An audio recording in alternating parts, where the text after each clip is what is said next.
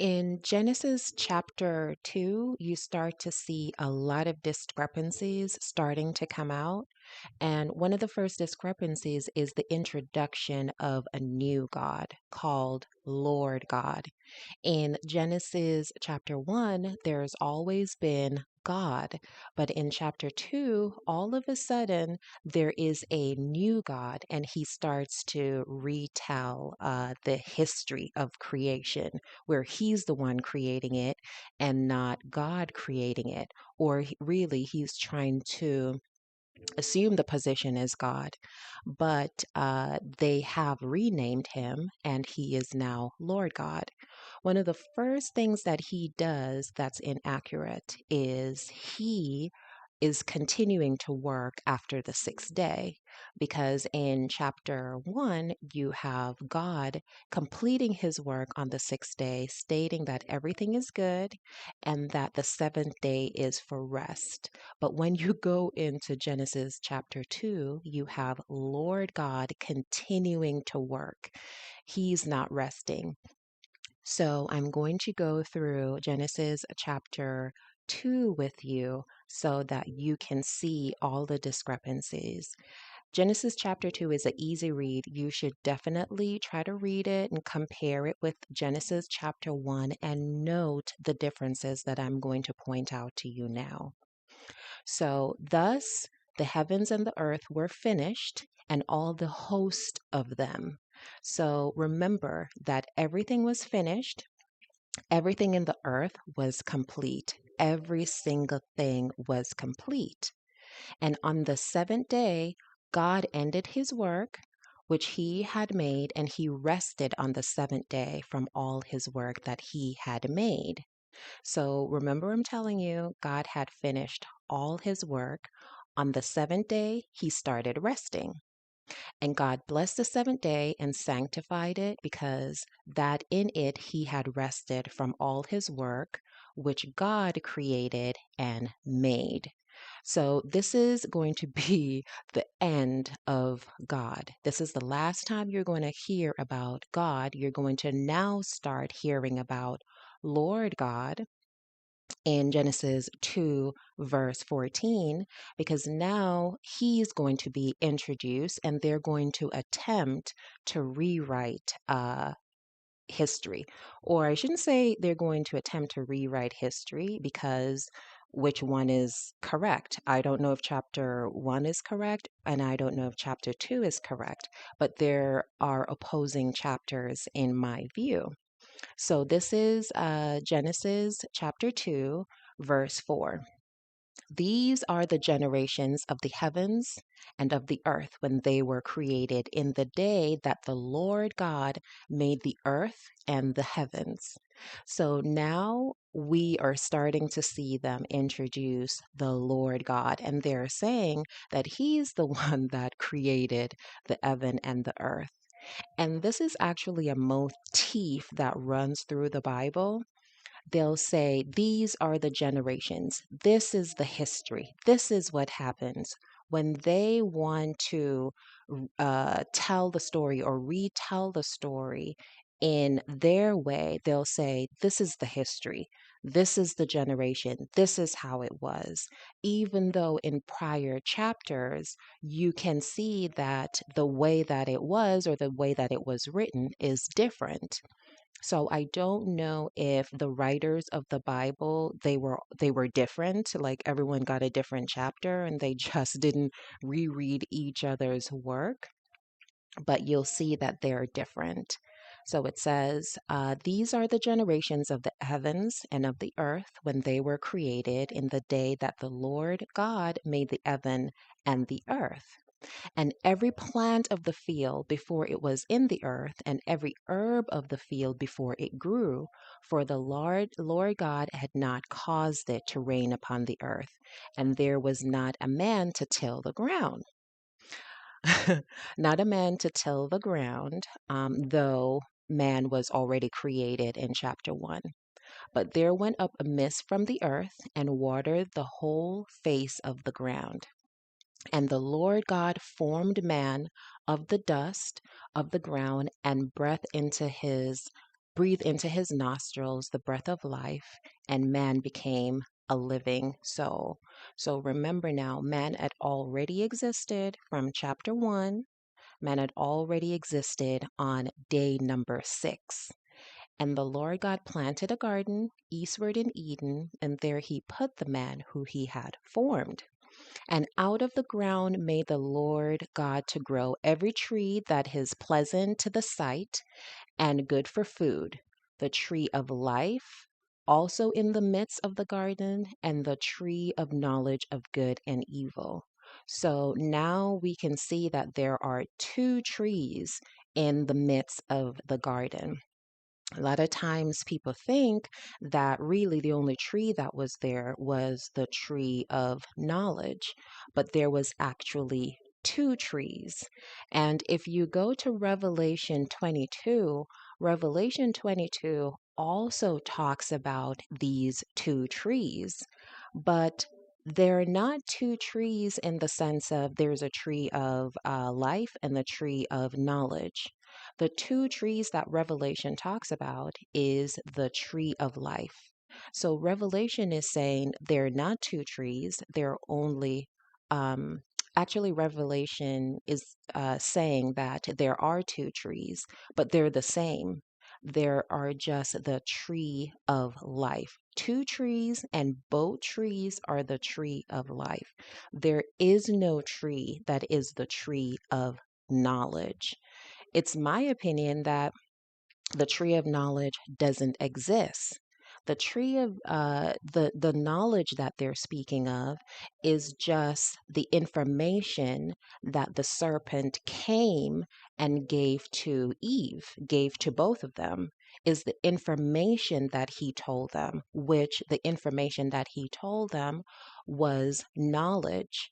So Revelation 22 talks about the tree of life, and it talks to the fact that it's just two trees, and both trees are the tree of life.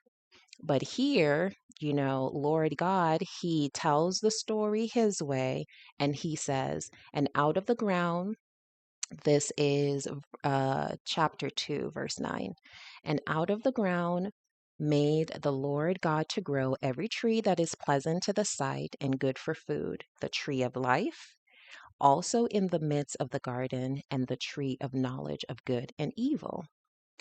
And a river went out of Eden to water the garden, and from thence it was parted and became into four heads. This river is also in Revelation 22. The exact way that Revelation 22 talks about this Garden of Eden, which Eden means paradise. So, this garden, when Revelation 22 talks about it, they talk about it in similar terms, similar description. The name of the first is Pison, that is, it which compasses the whole land of Havilah, where there is gold, and the gold of that land is good. So, here we have resources in this particular part of Eden. And this is where Lord God wants to put his garden. And the gold of that land is good. There is bdellium and the onyx stone. So we understand here that there are precious minerals and resources, which is gold. In our civilization today, gold is one of the, if not the most precious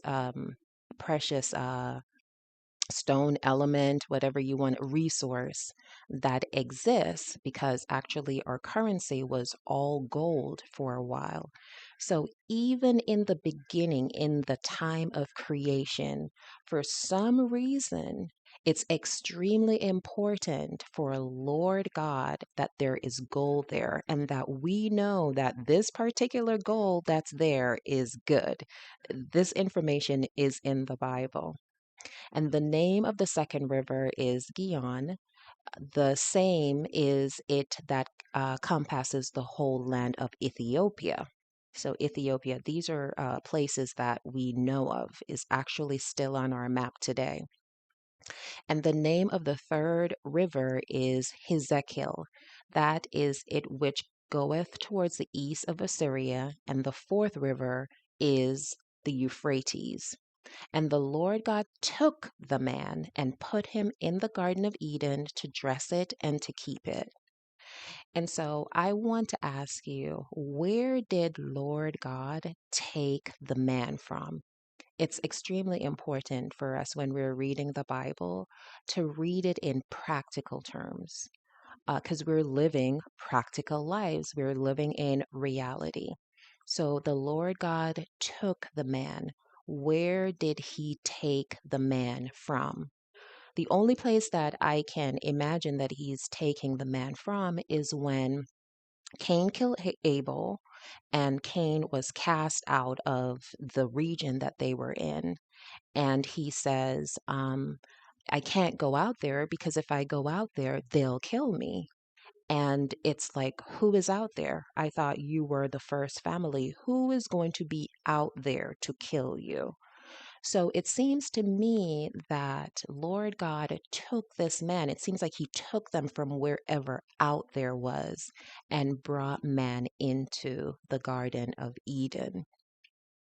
So that's my thesis is that he took the man from out wherever that region was where they would have killed Cain if they found him because whoever is out there, it seems like they're brutal. They'll just kill him for no reason. However, he was a murderer, so maybe that would be the reason that they would kill him. And so it said the Lord God took the man and put him in the Garden of Eden to dress it and to keep it. And the Lord God commanded the man, saying, Of every tree of the garden thou mayest freely eat, but of the tree of the knowledge of good and evil thou shalt not eat of it, for in the day that thou eatest thereof, thou shalt surely die. So in this verse right here, we find two huge discrepancies. First of all, uh, Adam or mankind could eat of all the trees freely. Remember in chapter 1, verse 29, God, the first God, told that we had all the herbs, all the trees to eat for food. He gave all the food to us to eat. There were no restrictions. When we come into chapter 2, we have Lord God telling us that we should not eat from the tree of knowledge. We shouldn't have this particular piece of information. He's restricting us from having that particular piece of information, even though everything is for us to partake of. And that's what the first God said in chapter 1. But for chapter 2, Lord God doesn't want us to have knowledge.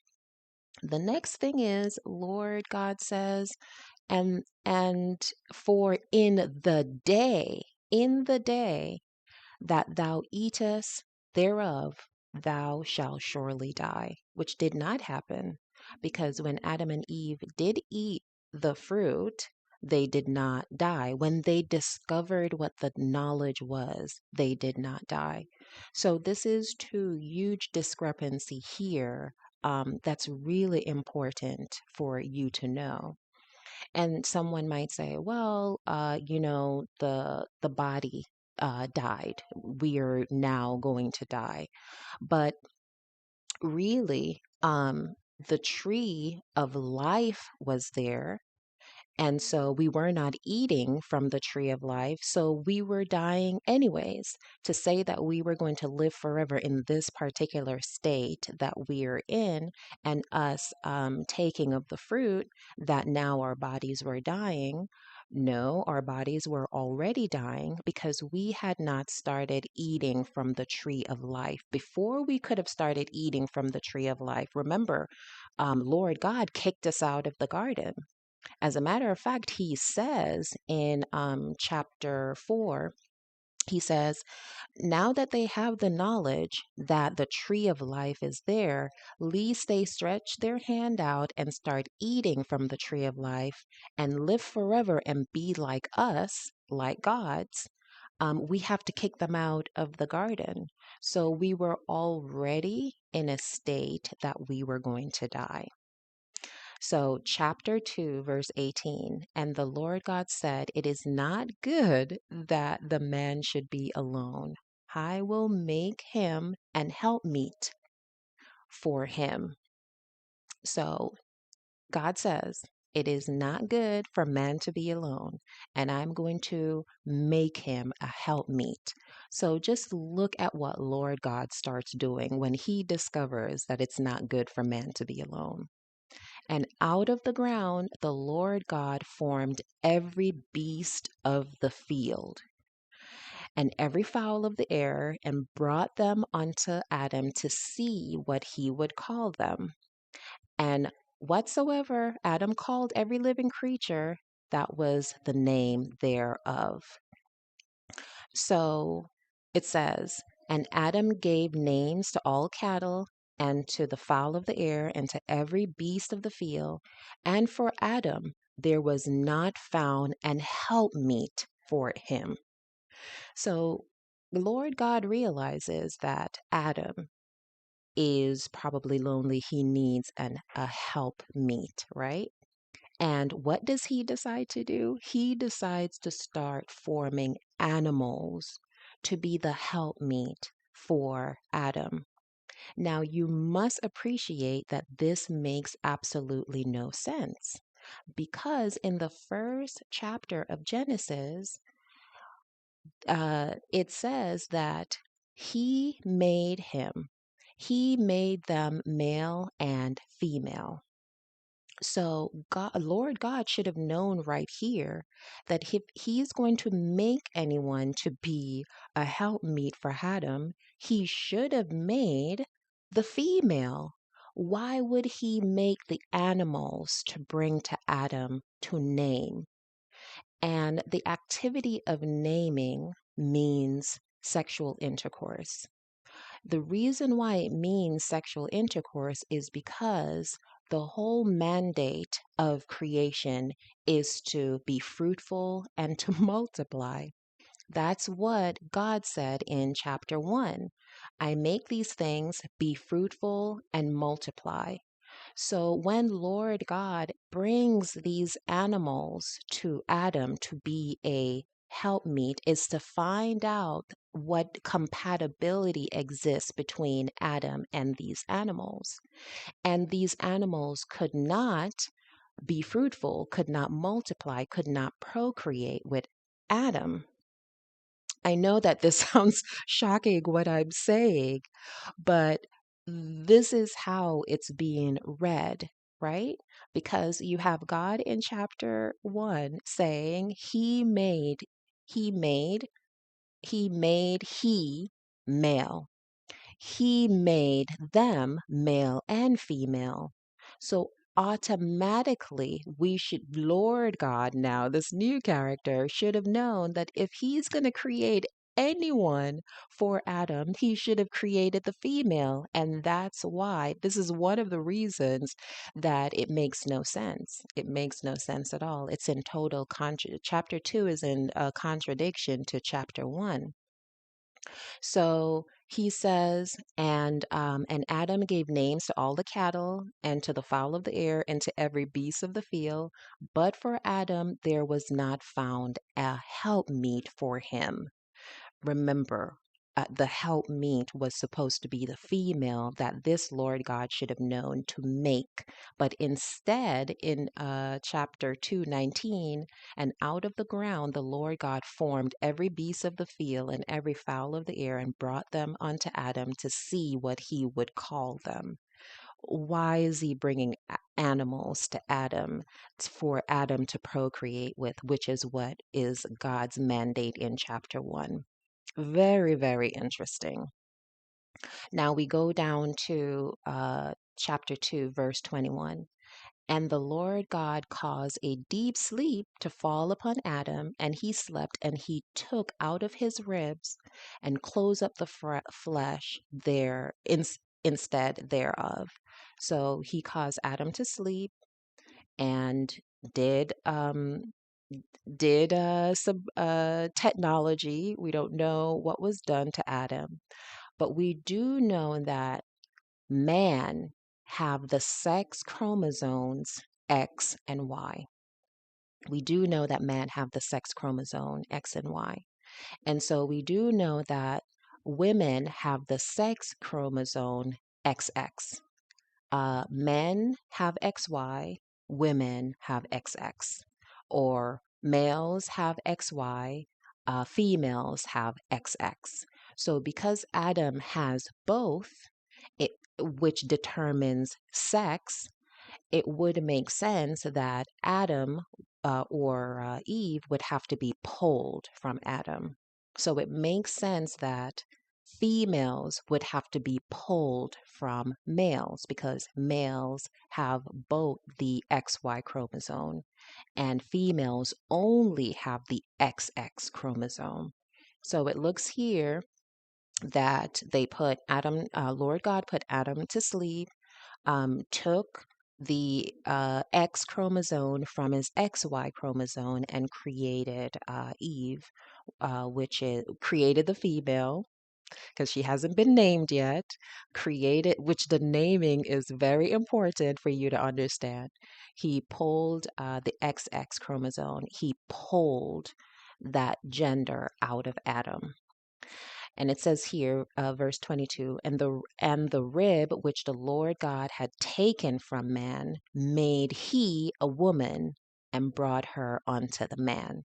So the rib is really the sex chromosome which God took from Adam, from man, and made a woman. And he brought her unto the man. And Adam says, this is now bone of my bone and flesh of my flesh. She shall be called woman because she was taken out of man. So by calling her woman, they're saying they had sexual intercourse, they realized that they were sexually compatible, and now they can start producing offsprings, which is the mandate of creation that we procreate, we multiply upon the face of the earth, we're fruitful.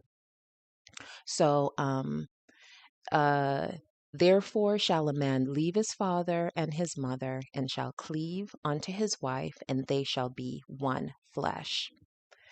And they were both naked, and the man and his wife were not ashamed. So, what this really means by saying that they were not ashamed is the fact that they were ignorant. They did not have knowledge. They were naked. Naked means a lack of knowledge, a lack of knowing who they really are because they're isolated in this garden and they don't know. They don't know, they haven't eaten yet from the tree of knowledge, which there is no such thing as a tree of knowledge. That is my hypothesis. It's just knowledge, the awareness that was brought to them by the serpent. And they had not started eating from the tree of life in order to manifest who they really are. So, I want you to really, really, really take a good look at chapter 2 and read it with the understanding that this is what is going on. This is what these things mean. Another thing I want to tell you about chapter 2, which is very, very important, is that Lord God made Adam, and then he needed a helpmate for Adam, and he started making the animals. This is in total conflict with chapter 2, with chapter 1. Chapter 1 says God created the animals first, and then he created man. So this is a conflict. Animals first, then man in chapter 1. In chapter 2, Lord God creates man first, and then he creates the animals. So it's either that chapter 1 or chapter 2 is wrong, meaning God, the first God is wrong, or Lord God is wrong, or they're both wrong because they cannot be both right. It cannot be that man were created first, then animals, or animals created first, then man. It has to be one of them right, or they're both wrong. So the two chapters are in conflict with each other. We have two characters here, two entities, two different gods, one doing it one way and the other one doing it differently, which is in opposition to the way that the other wants it done. So I definitely want you to read chapter 2. Read chapter 1, 2, and compare and see the differences because it's very important for us to know what's going on. Remember, the Bible governs us and we lead our lives based on what these things are saying, the principles of the Bible. And for me, I know that there's a creator. I feel that there's a creator. It's my thesis that there is a creator. But we are told these stories, and we're told these stories by our pastors and our preachers and our whoever, but we're only being told the same stories over and over and over again. We only know the same characters over and over and over again. And we don't go in depth into each of these stories to pull out the true meaning of what we're being taught and what we're being governed by. So I would just like to share these stories with you, go through each chapter with you. That's my plan. My plan is to go through each chapter with you and to pull out these things. And you may not agree with me, and you don't have to because I believe in the magic and the wonder of the human spirit. I believe we're all connected. So I don't fear you or what you may say or think or do, because if there is goodness in me, and I know there is, I mean, I can be good sometimes and I can be bad sometimes, and everyone is like that. It's just a magnitude of order, really. And so I trust that the goodness in you and the understanding in you will get what it is that I'm getting. You will see what it is that I'm seeing. You will read what I'm reading. You will understand what I'm understanding so that we can be able to be of one accord to manifest the true meaning of why we were really placed here. Um, and so I just wanted to share chapter 2 with you and to have you to motivate you to go read for yourself so that you can have your own understanding.